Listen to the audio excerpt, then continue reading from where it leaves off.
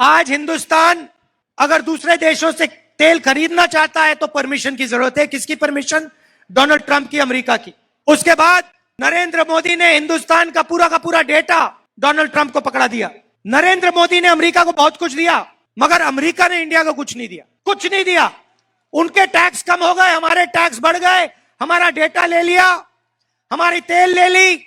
ये सौदा भाइयों और बहनों इसलिए हुआ क्योंकि डोनाल्ड ट्रंप नरेंद्र मोदी को कंट्रोल करता है। 5 राज्यों का चुनाव चल रहा है। अब चुनाव प्रचार तेज हो रहा है। एक तरफ जहां युद्ध की वजह से टीवी अखबार की नजरें नहीं थी, लेकिन चुनाव प्रचार ने अपनी सरगर्मी पकड़ ली है और आज राहुल गांधी ने तो हद ही पार कर दी। राहुल गांधी ने असम के एक चुनावी रैली में नरेंद्र मोदी को कहा कि वो ट्रंप के इशारे पर कदम उठाते हैं, यहां तक कि वो कंप्रोमाइज प्राइम मिनिस्टर हैं और एप्स्टीन फाइल की वजह से उनकी नस दबी हुई। ये मैं नहीं कह रहा हूं, ये राहुल गांधी कह रहे हैं। आप फिर से सुन लीजिए। हिंदुस्तान की एनर्जी सिक्योरिटी जो है, जो हम तेल खरीदते हैं, वो नरेंद्र मोदी ने अमेरिका को पकड़ा दी। आज हिंदुस्तान अगर दूसरे देशों से तेल खरीदना चाहता है तो परमिशन की जरूरत है। किसकी परमिशन? डोनाल्ड ट्रंप की, अमेरिका की। आज अगर हम रूस से, ईरान से, इराक से तेल खरीदना चाहते हैं, हम नहीं खरीद सकते बिना डोनाल्ड ट्रंप के पूछे। उसके बाद नरेंद्र मोदी ने हिंदुस्तान का पूरा डेटा डोनाल्ड ट्रंप को पकड़ा दिया।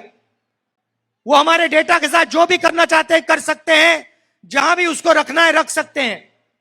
और चौथी बात, नरेंद्र मोदी जी ने डोनाल्ड ट्रंप से कहा कि 9 लाख करोड़ रुपए का माल हिंदुस्तान अमेरिका की कंपनियों से खरीदे हर साल।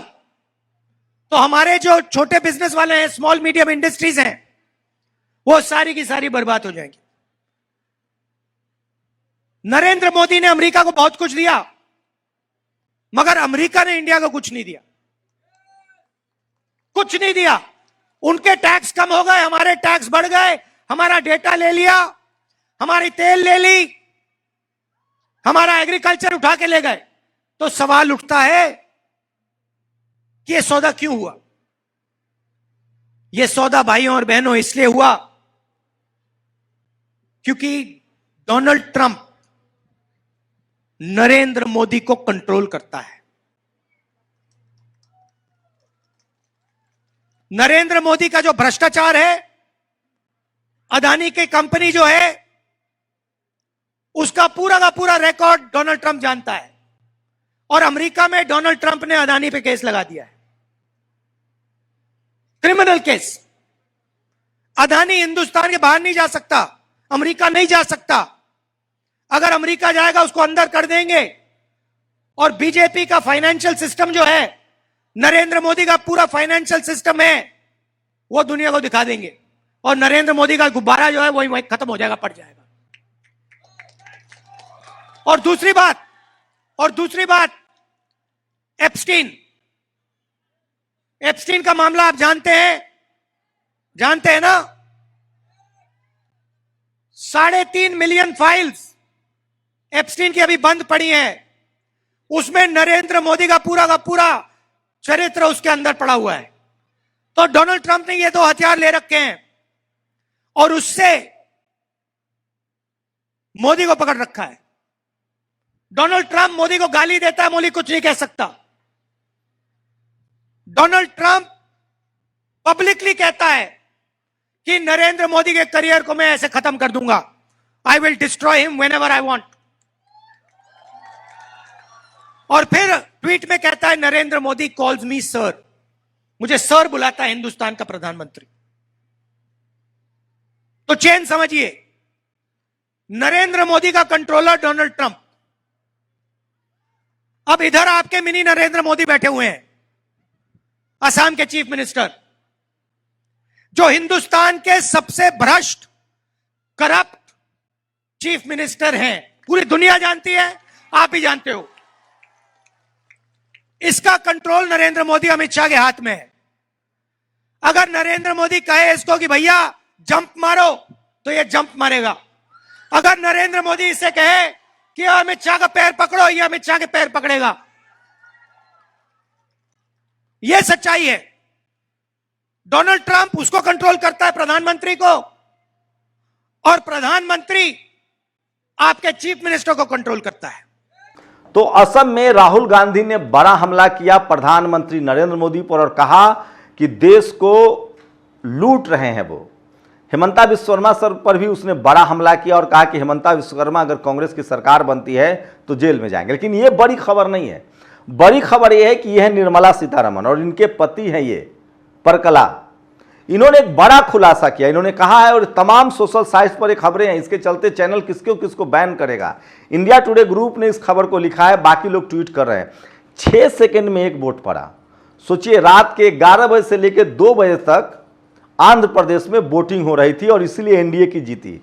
और 1-2 मतलब 6 सेकंड में वोट पड़ रहा था। लाखों वोट पड़े हैं रात के 11 बजे से लेकर दिन के 2 बजे, मतलब पूरी रात वोटिंग होती रही। ये कहा है ये निर्मला सीतारमण जो कि फाइनेंस मिनिस्टर हैं प्रधानमंत्री नरेंद्र मोदी की सरकार में, उनके पति हैं।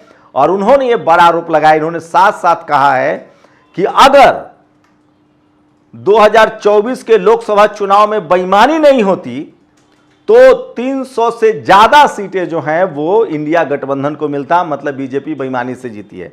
अब देखते हैं कि वो प्रधानमंत्री नरेंद्र मोदी और बीजेपी की सरकार और उनके भक्त समर्थक जो सोशल मीडिया पर लोगों के हैंडल्स गायब करवा देते हैं, फैक्ट चेक करके फेसबुक डाउन करवा देते हैं, वो इस शख्स को जेल में डालते हैं या नहीं डालते हैं, या फिर इस देश में परकला को या फिर सुब्रमण्यम स्वामी को खुली छूट है, वो कुछ भी बोलते रहें, उनका कोई कुछ नहीं बिगाड़ सकता है क्योंकि ये लोग बड़े लोग हैं।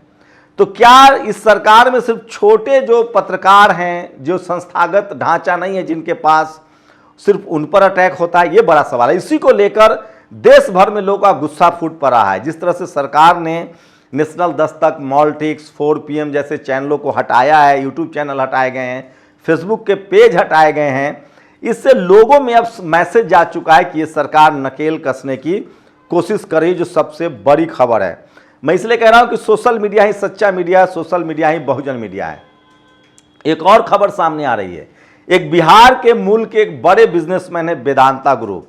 अब वो रहते तो इंग्लैंड में हैं, लेकिन उन्होंने एक बड़ा मोर्चा खोल दिया। अखिलेश यादव ने एक लंबा ट्वीट किया है। दरअसल जेपी ग्रुप के सारी संपत्ति को कहा जा रहा है कि अडानी ग्रुप ने खरीद लिया, उसके बाद वो कोर्ट चले गए। कहा जा रहा है कि वेदांता का भी कुछ मामला था, तो ये मामला अब कोर्ट में चल रहा है। लोग कह रहे हैं कि देखते हैं कि बिहार का ये बिजनेसमैन अड़ता है कि नहीं अड़ता है। ये सबसे बड़ी खबर है जो सोशल मीडिया पर वायरल है। इंडिगो ने अब अपना किराया भी बढ़ा दिया है। तो स्पेशल पेट्रोल की भी कीमत बढ़ी है, इंडिगो ने अपना किराया बढ़ा दिया है। वहीं तमाम ऐसी रिपोर्ट्स आ रही हैं जिससे साफ हो रहा है कि देश भर के लोग जो हैं वो पलायन कर रहे हैं। तो धीरे धीरे ही सही तमाम खबरें सोशल मीडिया पर तैर रही है और सरकार की लगातार कोशिश है।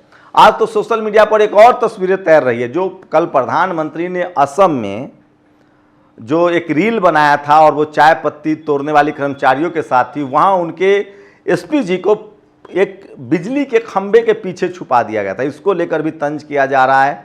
तो ये तमाम खबरें हैं जो सोशल मीडिया पर वायरल, लेकिन सबसे बड़ी खबर है कि किस तरह से आंध्र प्रदेश में क्या बड़ी वोटों की चोरी हुई है। वहीं एसआईआर को हरी झंडी मिल गई है। सुप्रीम कोर्ट से जो बंगाल में एसआईआर हो रहा है उसको पूरी तरह से हरी झंडी मिल गई है, क्लीन चिट मिल गई है। तो ये तमाम खबरें हैं जो सोशल मीडिया पर वायरल है, लेकिन आपको खबरें ये सब बताई नहीं जाएगी, दिखाई नहीं जाएगी, क्योंकि जो संस्थागत टीवी और अखबार है उनके पास फुर्सत नहीं है। वहीं दलित आईएएस रिंकू सिंह राही का मामला तूल पकड़ता जा रहा है। आज कांग्रेस के एससी डिपार्टमेंट के जो चेयरमैन हैं उन्होंने साफ कहा कि उनको जाति की वजह से परेशान किया जा रहा है। वो देश के सबसे ईमानदार अधिकारी हैं, कायदे से तो उनको रिवॉर्ड मिलना चाहिए था, लेकिन उनको सोचिए किस तरह से परेशान किया गया। रिंकू सिंह राही जो हैं वो पहले पीसीएस बने थे, उसके बाद आईएएस बने, उसके बाद उन्होंने कई भंडाफोड़ किया, विसिल ब्लोअर थे, एससी समाज से आते हैं। उनको 7 गोलियां मारी गई थी और पिछले 6-7 महीने से उनकी पोस्टिंग को जो है वो पेंडिंग में कर दिया गया था, जिसके बाद उन्होंने टेक्निकल रिजाइन किया है, महामहिम राष्ट्रपति को भेजा है कि दोबारा मुझे पीसीएस बना दिया जाए, जहां कम से कम मुझे कुछ काम तो मिले, या फिर मुझे टेक्निकल रूप से रिटायर कर दिया जाए। तो सोचिए ये सबसे बड़ी खबर है और पूरे देश में इस खबर की चर्चा है, लेकिन सोचिए टीवी अखबार में इसकी चर्चा नहीं है, क्योंकि टीवी अखबार में अगर इसकी चर्चा आ जाएगी तो ये आदमी बड़ा आदमी बन जाएगा, सरकार पर दबाव बनेगा।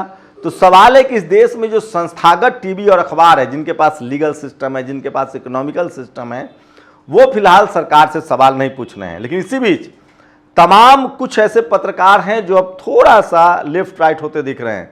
सुशांत सिन्हा ने बाकायदा अपने जो पाठशाला में बताया है कि कैसे पिछले 5 सालों से तमाम तेल कंपनियां जो है वो मोटा मुनाफा कमा रही थी, और अब जब अंतर्राष्ट्रीय मार्केट में कच्चे तेल की कीमत बढ़ रही है तो ये कंपनियां तेल के दाम बढ़ाने की मांग कर रही हैं।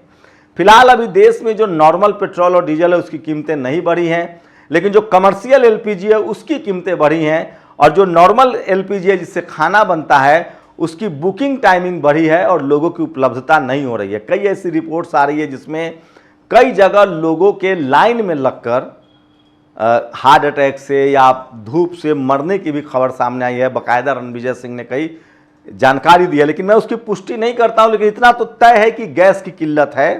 आज मैंने एक सोशल एक्स पर पोल भी किया है कि क्या देश में गैस की किल्लत है, तो आप लोग भी चाहें तो इस खबर में हमें बता सकते हैं कि क्या गैस की किल्लत है या नहीं है। तो ये तमाम आज की बड़ी खबरें हैं जो सोशल मीडिया पर वायरल है। अपनी राय जरूर दीजिए। शुक्रिया।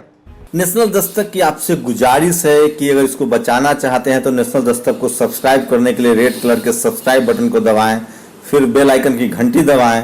नेशनल दस्तक को बचाने के लिए बहुत जरूरी है कि हर खबर को शेयर करें, लाइक करें, कमेंट जरूर करें।